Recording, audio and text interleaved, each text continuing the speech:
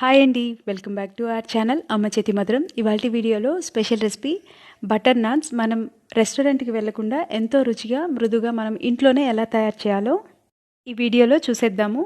1/2 cup వరకు milk తీసుకున్నాను, కాచి చల్లార్చినవి. ఇందులో 1 టీ స్పూన్ వరకు షుగర్ కూడా యాడ్ చేసుకొని మెల్ట్ చేసుకుందాము.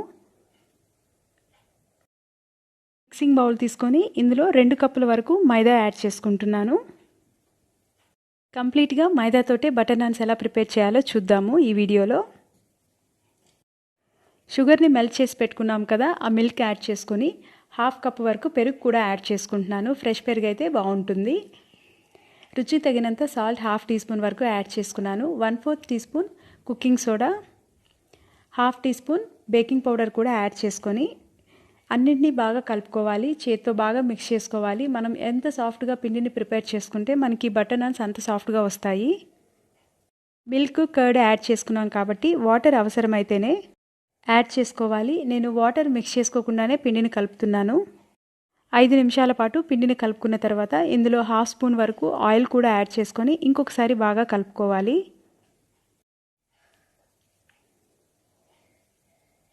పిండిని ఇలా సాఫ్ట్గా కలుపుకున్న తర్వాత 2 నుంచి 3 డ్రాప్స్ వరకు ఆయిల్ యాడ్ చేసుకొని 2 వైపులా ఆయిల్ని లైట్గా అప్లై చేసుకోవాలి. మనం మూతతో కవర్ చేసుకున్న తర్వాత పిండి డ్రై అయిపోకుండా ఉండేందుకోసం ఇలా ఆయిల్ని అప్లై చేసి మూతతో కానీ ఏదైనా క్లాత్తో కానీ కవర్ చేసి అరగంట నుంచి 1 గంట పాటు పక్కన పెట్టుకుందాము.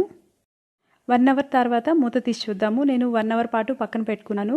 పిండి చాలా సాఫ్ట్గా తయారవుతుంది. దీన్ని మళ్ళీ ఒక 2 నుంచి 3 నిమిషాల వరకు సాఫ్ట్గా స్ట్రెచ్ అండ్ ఫోల్డ్ మెథడ్లో మనం సాఫ్ట్గా కలుపుకోవాలి.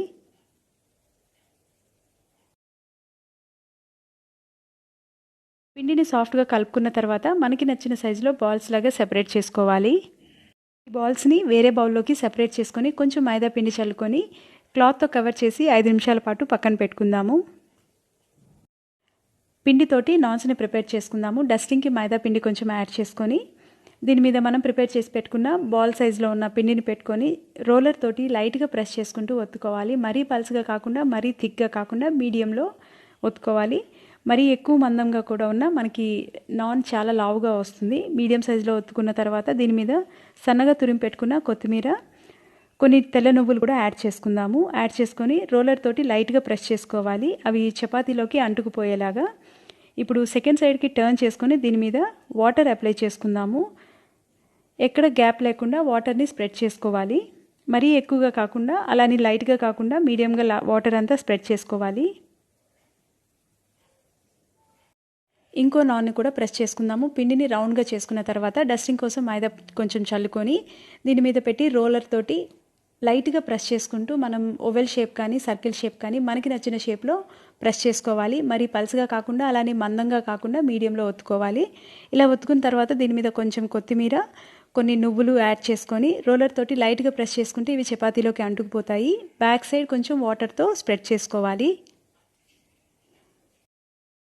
నాన్ని ఫ్రై చేసుకుందాము. చపాతీ పెనం బాగా వేడెక్కిన తర్వాత ఫ్లేమ్ని మీడియంలోకి పెట్టుకొని నాన్ని పెట్టి ఫ్రై చేసుకోవాలి. వాటర్ స్ప్రెడ్ చేసుకున్నాం కదా, ఆ సైడ్ పెనం మీదకి వచ్చేలాగా పెట్టుకోవాలి. 1 నిమిషంలోపు బబుల్స్ రావడం స్టార్ట్ అవుతుంది.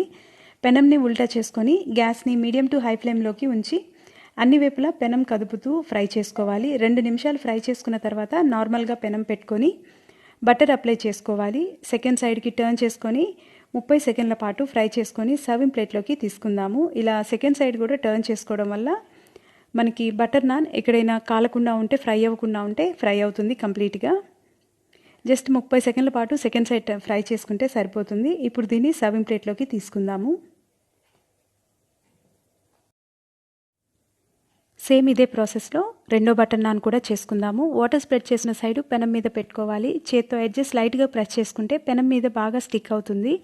పెనం ఉల్టా చేసినప్పుడు ఊడిపోకుండా స్టిక్ అయి ఉంటుంది. వాటర్ మనం స్ప్రెడ్ చేసుకోవడం వల్ల ఇలా స్టిక్ అయి ఉంటుంది. ఇక్కడ నేను ఐరన్ తవా మీద ప్రిపేర్ చేస్తున్నాను. మీ దగ్గర ఐరన్ తవా లేకుండా నాన్ స్టిక్ తవా కనుక ఉంటే ఒక్కొక్కసారి వాటర్తో స్టిక్ అవ్వకుండా ఊడిపోయే ఛాన్స్ ఉంటుంది. అలాంటప్పుడు మీరు డైరెక్ట్గా గ్యాస్ మీద కూడా ఫ్రై చేసుకోవచ్చు. ఐరన్ తవా మీద అయితే పర్ఫెక్ట్గా స్టిక్ అవుతుంది. మనకి టేస్ట్ కూడా చాలా పర్ఫెక్ట్గా ఉంటుంది. ఇలా కంప్లీట్గా అన్ని వైపులా ఫ్రై చేసుకున్న తర్వాత దీని మీద మనం బటర్ అప్లై చేసుకొని జస్ట్ 30 సెకండ్స్ పాటు సెకండ్ సైడ్ కూడా ఫ్రై చేసుకున్న తర్వాత మనం సర్వింగ్ ప్లేట్లోకి తీసుకుందాము. ఇది వెజిటేరియన్ కానీ నాన్ వెజ్ కర్రీస్తో కానీ చాలా టేస్టీగా ఉంటుంది, చాలా సాఫ్ట్గా, చాలా బాగుంటుంది. మీరు కూడా ఖచ్చితంగా ట్రై చేసి చూడండి.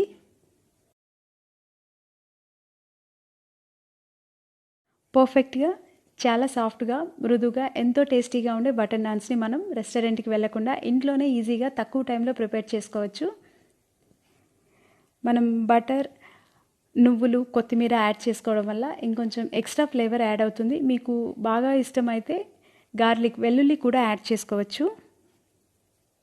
మీకు ఈ రెసిపీ నచ్చినట్లయితే ఒక లైక్ చేయండి, మీ ఫ్రెండ్స్ తోటి, రిలేటివ్స్ తోటి షేర్ చేయండి, సబ్స్క్రైబ్ చేసి సపోర్ట్ చేయండి అమ్మ చేతి మధురం ఛానల్ని. పక్కనే ఉన్న బెల్ ఐకాన్ని ప్రెస్ చేస్తే మీకు రెగ్యులర్గా నోటిఫికేషన్స్ వస్తాయి. Thank you.